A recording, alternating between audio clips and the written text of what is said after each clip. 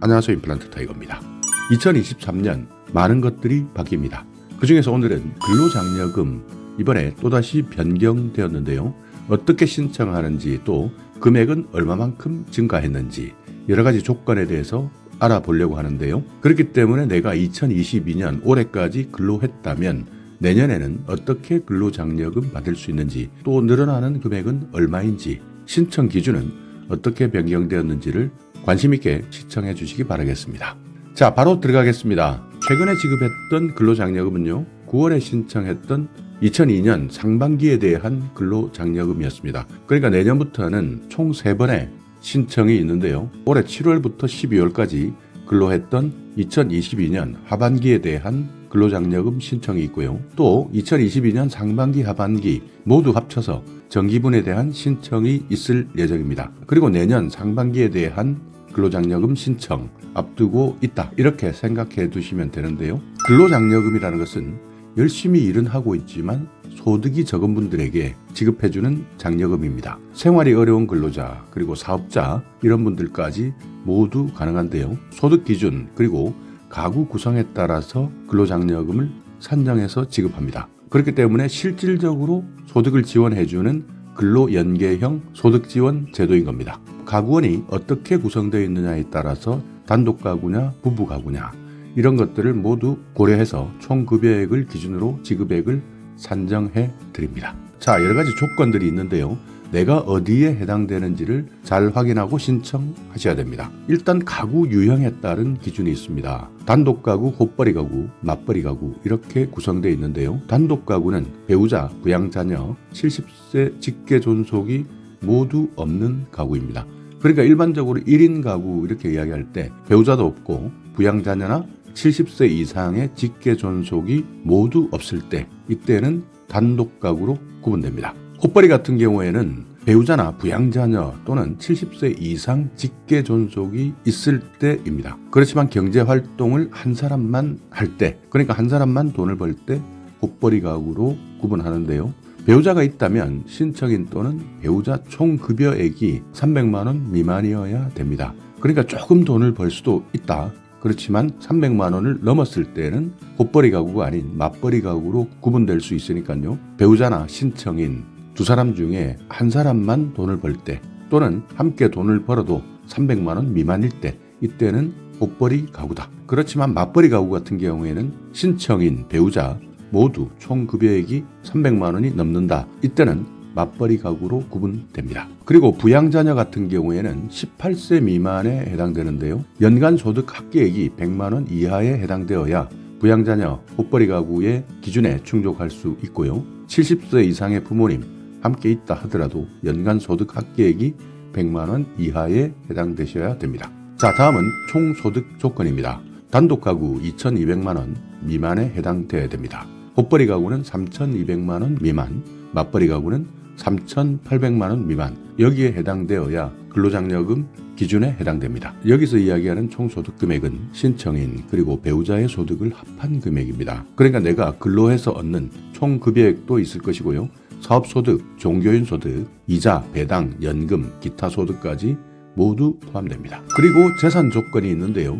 올해까지는 재산 합계액이 2억 미만에 해당되어야 근로장려금이나 자녀장려금의 지급 대상자 재산 요건에 해당되었습니다. 여기서 말하는 재산 합계액은 토지, 건물, 자동차, 예금 이런 것들을 모두 포함하는 내용이고요. 1억 4천만 원 이상일 때는 근로장려금 지급액이 50%만 지급되었습니다. 자, 그런데 내년부터는 이 내용이 바뀝니다. 2억에서 2억 4천만 원까지 해당되는 것이죠.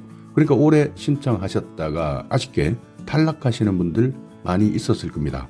재산 합계액이 2억이 넘어서 탈락하셨다면 내년부터는 2억 4천만 원 미만 여기에 해당되신다면 모두 근로장려금을 받을 수 있다. 그리고 근로장려금, 자녀장려금을 올해까지는 50%만 지급했던 기준 1억 4천만 원 이상 이 기준이 1억 7천만 원으로 바뀝니다. 그렇기 때문에 2023년 1월 1일 기준입니다. 이때 신청하신 분들 개정안을 적용하기 때문에 재산 합계액 2억에서 2억 4천만 원, 1억 7천 이상일 때 근로장려금을 절반 지급한다. 그러니까 근로장려금에 대한 기준이 많이 완화된다 하는 내용을 꼭 기억해 두셔야 됩니다. 자, 그렇지만 근로장려금 받지 못하는 분들도 있습니다. 대한민국 국적을 가지고 있지 않는다. 당연히 받지 못하는 것이고요. 또 다른 거주자의 부양 자녀인 사람, 이런 분들은 안 됩니다. 그리고 거주자나 배우자가 전문직에 종사하는 사람 안 됩니다. 그러니까 여기에 이야기하는 전문직이라는 것은 의사, 회계사, 변호사 이런 각종 고소득 전문직에 해당된다면 실제 급여와 상관없이 근로장려금을 제외해서 적용합니다. 자, 근로장려금 신청 기간, 금액, 내년 어떻게 준비되어 있는지 확인해 보겠습니다. 올해까지 상반기는 이미 신청해서 지급이 완료되었고요. 올해 하반기, 그러니까 7월에서 12월까지 근로했던 분들이라면 내년 3월부터 신청하실 수 있습니다. 날짜 정확하게 기억해 두셔야 되는데요. 2023년 3월 1일에서 15일까지 2022년 하반기분에 대한 신청이 시작됩니다. 그렇기 때문에 하반기분에 대한 장려금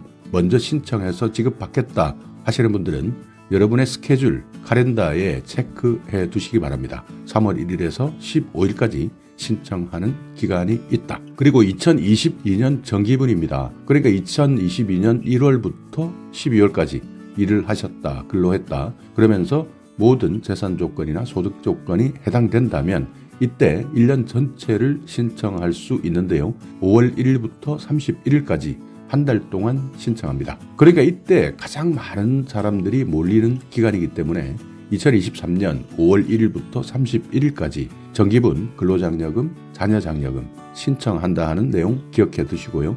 또 2023년 1월부터 6월까지 일하시는 분들, 이때는 상반기 절반을 먼저 신청할 수 있는데요. 신청 기간은 9월 1일에서 15일 예정되어 있습니다. 그리고 이렇게 신청했을 때 지급하는 기간도 있는데요. 2022년 하반기분에 대한 신청은 3월이지만 지급은 6월에 실시합니다. 정기분은 5월에 신청하시면 9월에 지급받고요. 2023년 상반기분은 9월에 신청하시면 12월에 지급받을 수 있습니다. 자, 그렇다면 근로장려금 얼마나 지급받을 수 있는지 지급 금액에 대해서 살펴보겠습니다. 총 급여액, 단독 가구 같은 경우에는 총 급여액이 400만 원 미만일 경우에는 400분의 165 이렇게 곱하셔서 지급받을 수 있고요. 400만 원에서 900만 원 사이다 하시는 분들은 165만 원, 900에서 2200만 원까지다 하시는 분들은 165만 원에서 총 급여액에서 900만 원을 제하고 여기에 1300분의 165를 곱해 줍니다. 나중에 신청하실 때 한 번 더 참고해 주시면 됩니다. 그리고 헛벌이 가구 같은 경우에는 700만 원 미만일 때는 총 급여액에 700분의 285를 곱하고요. 700에서 1400만 원 미만이다. 이때는 285만 원을 지급해 드립니다. 1400만 원에서 3200만 원 사이다. 여기에는 285만 원의 총 급여액 빼기 1400만 원 곱하기 1800분의 285를 해주시면 됩니다. 그리고 맞벌이는 800만 원 미만일 때는 총 급여액의 800분의 330, 800에서 1700만 원 미만이다. 330만 원 최대 금액을 받을 수 있고요. 1700에서 3800만 원 미만일 때는 마찬가지 330만 원에서 총 급여액 빼기 1700만 원, 여기에 2100분의 330을 곱해서 계산합니다. 그러니까 단독 가구는 최대 165만 원을 받을 수 있다. 헛벌이 가구는 최대 285만 원을 받을 수 있다.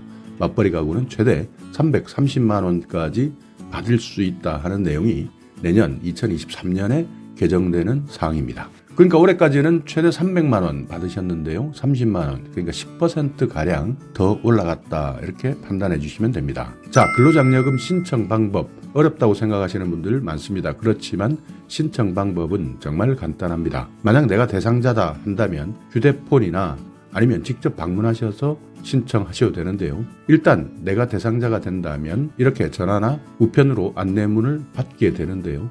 이렇게 받은 안내문을 통해서 인터넷 홈페이지에 있는 손택스, 홈택스 들어가시면 바로 신청할 수 있습니다. 인터넷 홈택스 같은 경우에는 접속하셔서 로그인하시고 근로장려금, 자녀장려금을 선택하셔서 절차에 따라서 신청하기를 누르시면 간단하게 신청할 수 있는데요. 이런 것들이 어려우시다면 가까운 세무서를 방문하셔서 직접 신청하셔도 됩니다. 이때는 세무서에 있는 직원들의 도움을 받을 수도 있으니까 걱정하지 마시고 가까운 세무서를 찾아가셔서 직접 신청하셔도 됩니다. 자, 이렇게 오늘은 2023년 근로장려금, 자녀장려금 신청 기준, 신청 금액, 신청 기간, 어떻게 신청하는지에 대한 신청 방법, 이런 것들이 많이 변경되었습니다. 그렇기 때문에 내년에는 이런 변경된 기준, 2022년에는 받지 못했지만 2023년에는 기준이 바뀌었기 때문에 더 많은 분들이 근로장려금을 받을 수 있다. 내가 여기에 대한 기준, 조건, 금액, 기간 이런 것들이 맞는지 아닌지 상세하게 한 번 더 확인해 보시고 2022년에 만약 근로장려금 받지 못했다면 2023년에는 반드시 신청해 주시기 바랍니다. 최대 지급 금액 단독 가구는 165만 원, 곱벌이 가구는 285만 원, 맞벌이 가구는 330만 원까지 인상되었다. 2022년 아깝게 기준에 걸려서 탈락했던 분이라면 상세하게 확인하셔서 꼭 혜택 받으시기 바라겠습니다. 자, 오늘 영상 여러분께 조금이나마 유익한 정보가 있었다면요. 오늘도 구독 그리고 좋아요 부탁드리겠습니다.